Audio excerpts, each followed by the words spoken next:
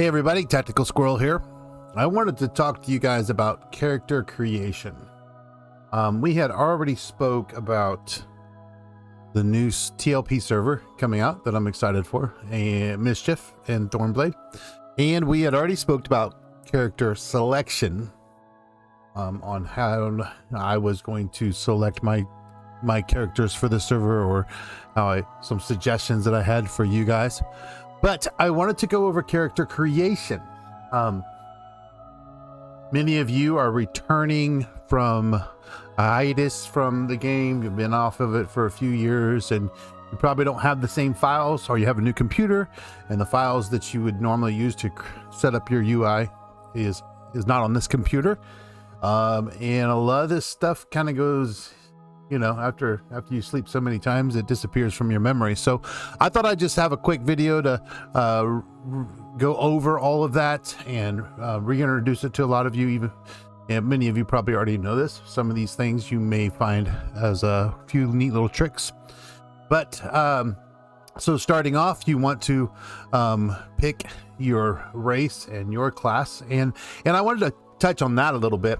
Now, in previous TLPs, majority of people will choose their class and their race to be as close as possible to the East Common Lands and Freeport for many reasons.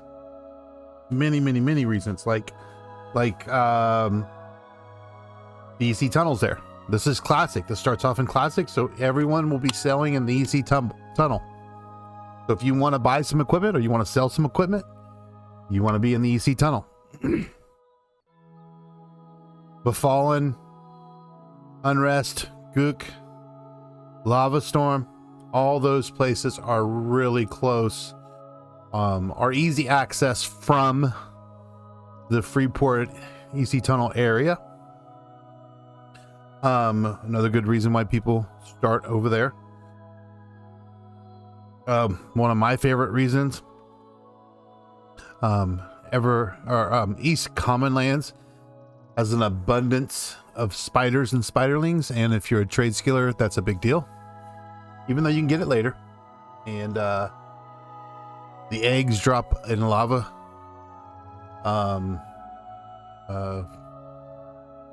So I mean, there's a lot of reasons for that. Now, this server is got a little twist to it. Most people go to Gook because the drop's there. Most people go to Unrest or Befallen to grab quick XP so they can get up to the levels to go into Gook. Or Solo A, Solo B. Now, with the loot rules on this server, does it matter? I mean, can you go to Permafrost? I mean, can you go to other zones? Running Eye. What are the ones over there that are really popular? Hold on. Let me pull my map up real quick on my other computer. High Hold Pass. Let's see. Blackborough. Where are the other ones? North Corona. Ooh, hey, get out of there. Pulling up just a few more. Let's see. What's that one in South Corona? Split Paw. There is one up in where is it at? There's one up by Mist.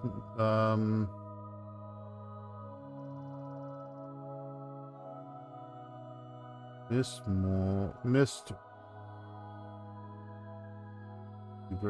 that what, am I saying that right?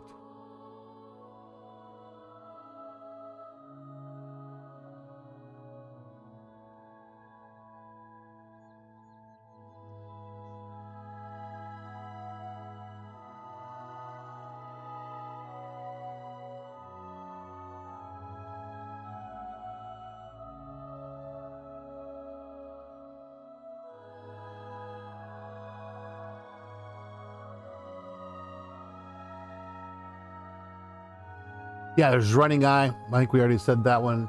The Gorge. I mean, there's a lot of zones over in the area of southwest and northwest Atonica that you can get the same drops that you would have gotten Lower Gook.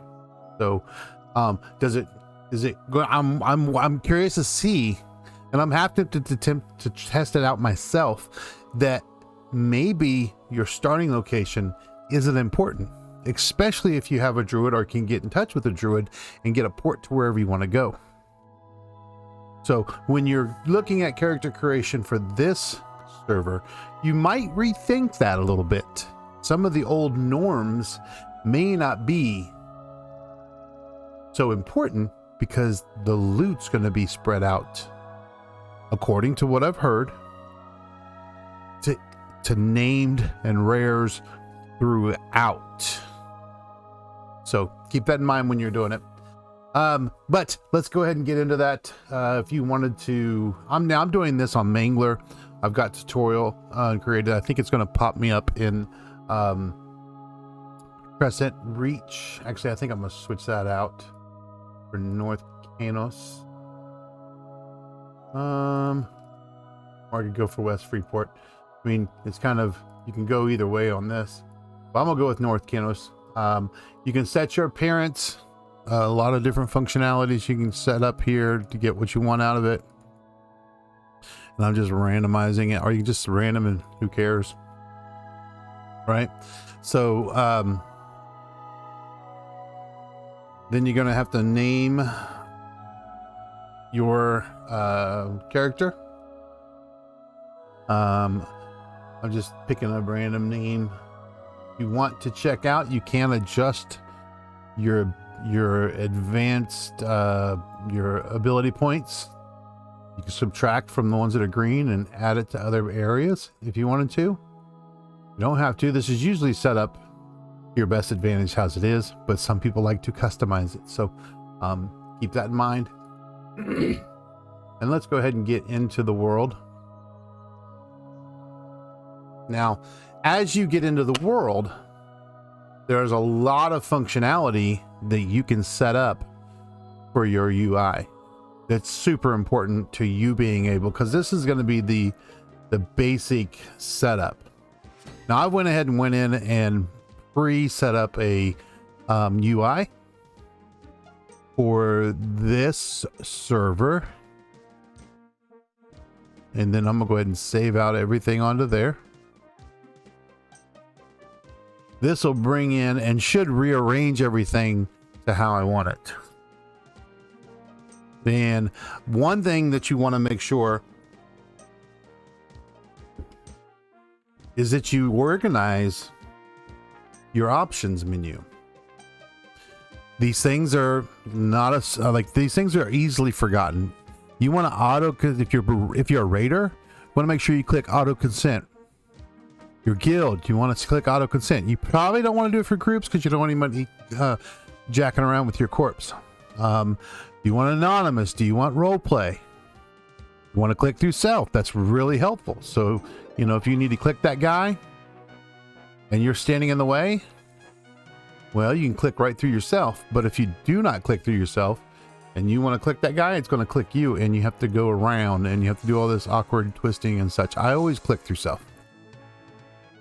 Do you want to click through pets? Do you want to do all this stuff? You want your hood, let's see, display. Do you want to show names? Do you want to show your helmet? Do you want to show all these things? So make sure you check all that. Now, another thing that's easy to do from here and easily forgotten, so you want to make sure that you do not. Now, I've already preloaded my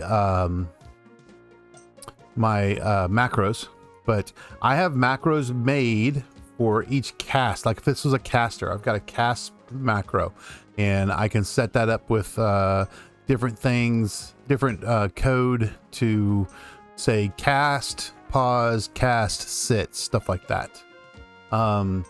Location. I have location. I like to tie it into my directional buttons. I'll show you that. Doability. That's huge. You can set up macros for fishing. You set up macros for a lot of different things. You can set up macros to auto feign death, different things like that with your doabilities. Auto follow. Make sure you set up a macro to auto follow so that whenever you need to get on the web and look up something, you can make sure you don't get left behind. Target. If you're a raider, you're going to want multiple targets. There's going to be first, second, off tank, all these different things that you're going to want to be able to target. And you're going to want these buttons set up, and you're probably going to want them set up on your hotbar. Drag. This is one that's probably the most, like, you get the most questions about. How do you drag corpses?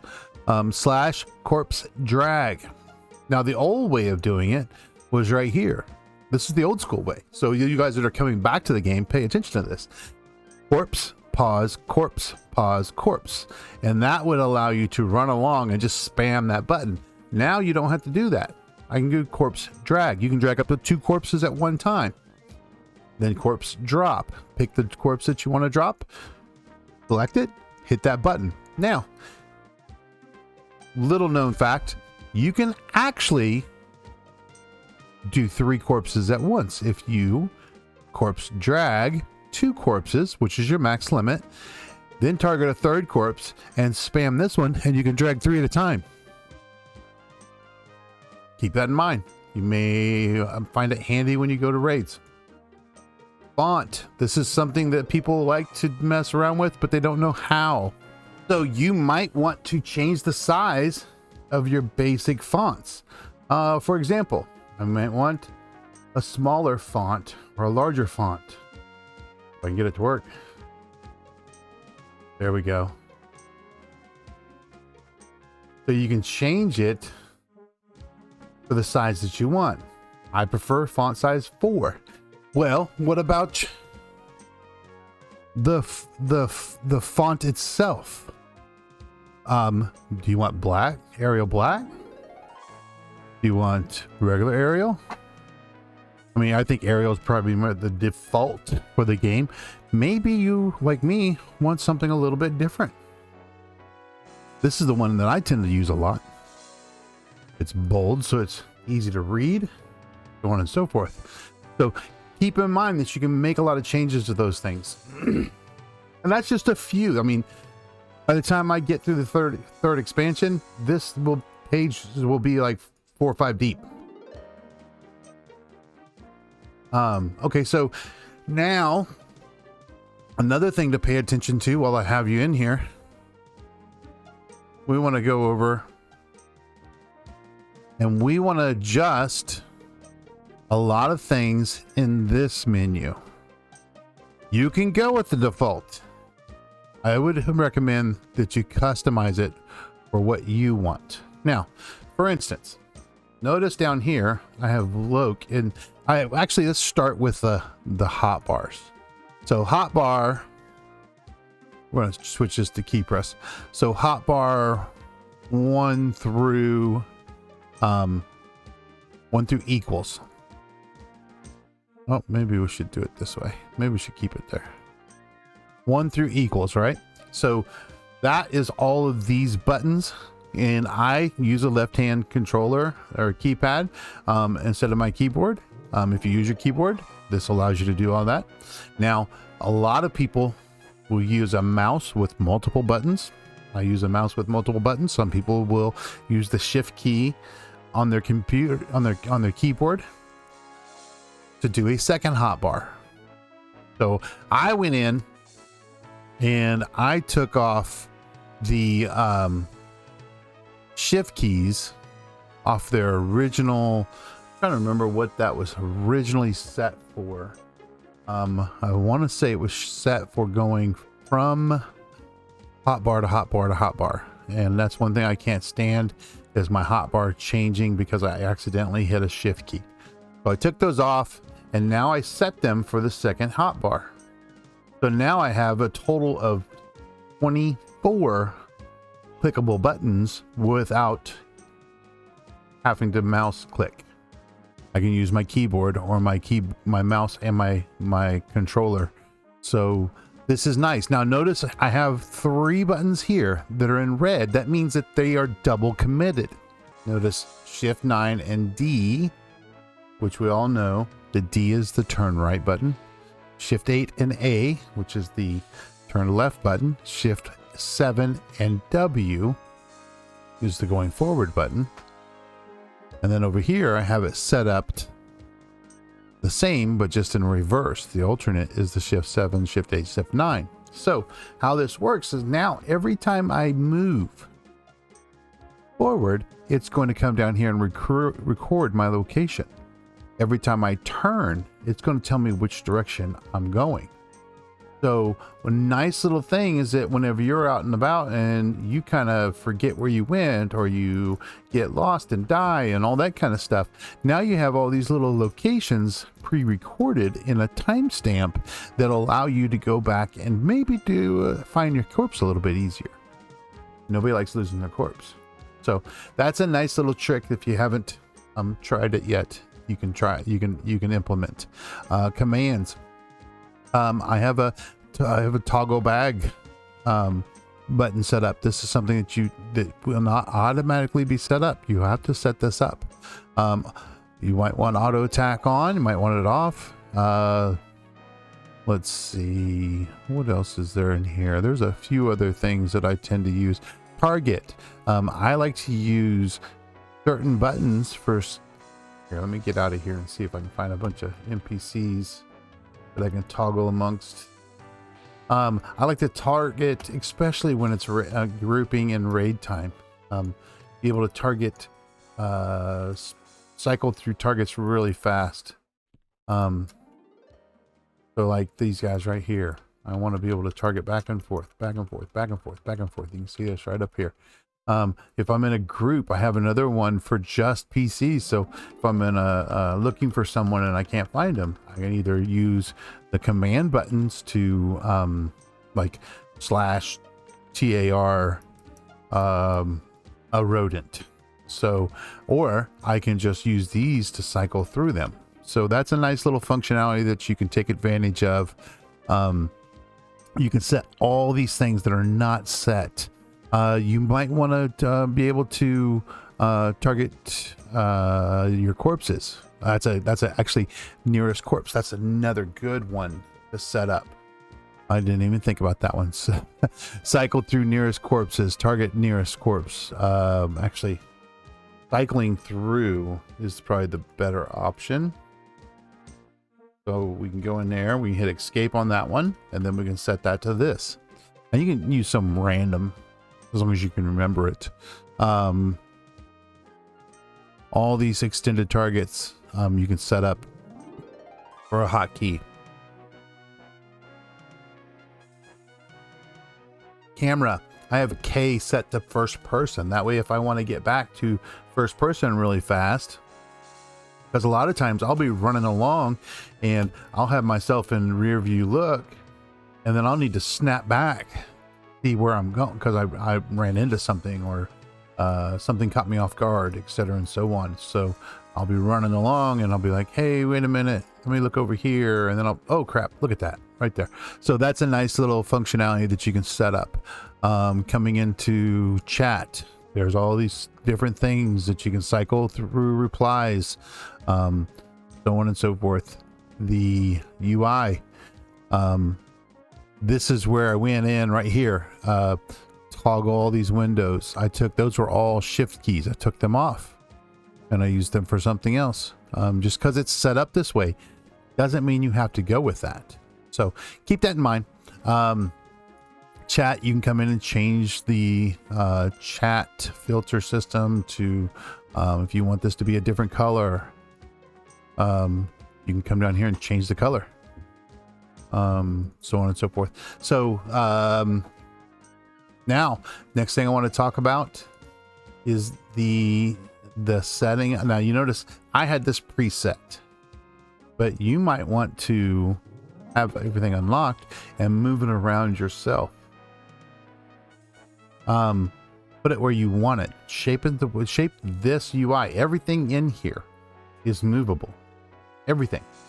You can lock them. You can leave them unlocked. You can do whatever you want with them. You can shape them to a different size, a different way, so on and so forth. Probably. There we go. Then you can lock it in place, or you can leave it unlocked. Another nice thing, you can set the normal range. So let's say I want that every time I mouse over it, I want it to be 100%.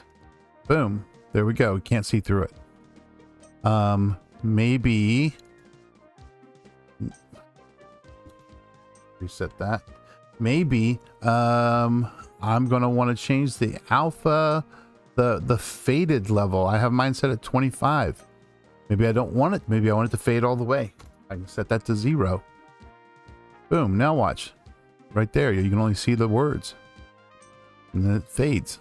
So these are nice little functionalities that you can mess with in the game with all of your windows. Every window on here has that ability. You can set your whole screen to be up completely transparent. Now, sometimes it makes it hard to see certain things if you go too transparent, but you'll have to play with it. Find out what works for you. So another thing that's nice, look, I didn't lock that one. Another thing that's nice is going in here. You notice I have all these different windows set up. Originally, it was just 2 windows. Oh, wait, hey, come on in, rodent. It was main chat and melee. That was the original setup. Whenever you come in, main chat and melee. You can go back and look if you want. So what I like to do is I like to make 2 different chat boxes. Now these are completely, so you come in here, you can choose a new tab. Boom. Then you can rename it. Then you can detach it. Then you can bring it over here. You can give everything in here. You can say, hey, why don't you move this over to there and attach it there. You may not want it there. Maybe you want it up here. Maybe eventually, sometimes I'll take the melee and the spells and I'll put them up here in the top 2 corners so that I can constantly see those numbers going by, seeing what's going on around me. But then I'll divide out, like group say, let's see, I want you to be a little bit bigger. We're going to go right there. So group and say everything that's involved. Now look at here. Come down to filters and go up. You can pick and choose what you want to be in this window. I have group, say, and emotes over here on spells. I can come in here. There's my spells. These are all these things right here are going to come up inside of here. I'll probably eventually take out some of these. Like, what does I usually do? Worn off is one. Failures.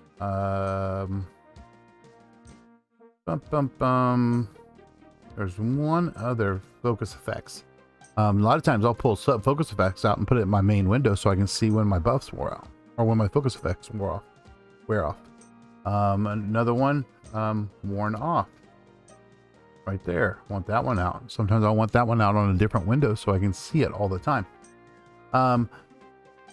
As you go along, you'll just find things that work for you. You can just play around with these. Like I have this one set for skills, others, destroy items, and item speech. I've kind of divide out what I want in each menu. Melee, for instance, I have all melee set up to go right there.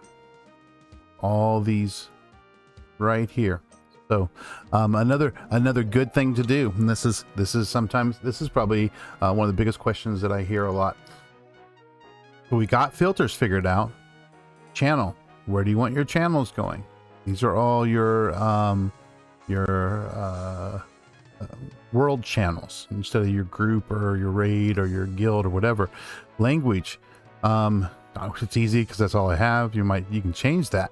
Now here's the one I want to hit modes. Now I have everything set to abbreviated. So when something gets attacked, or I attack something, it's going to put it over here in small. But you can set it. You can set it to be. Oh, you can hear my dogs playing in the background. You can set it to be misses only, so it'll only, or number only, or you can have it normal, where it puts it out in a full sentence, giving you as much detail as possible. Now another good thing, you can come over here and you can hit timestamps. This is a big deal, I think.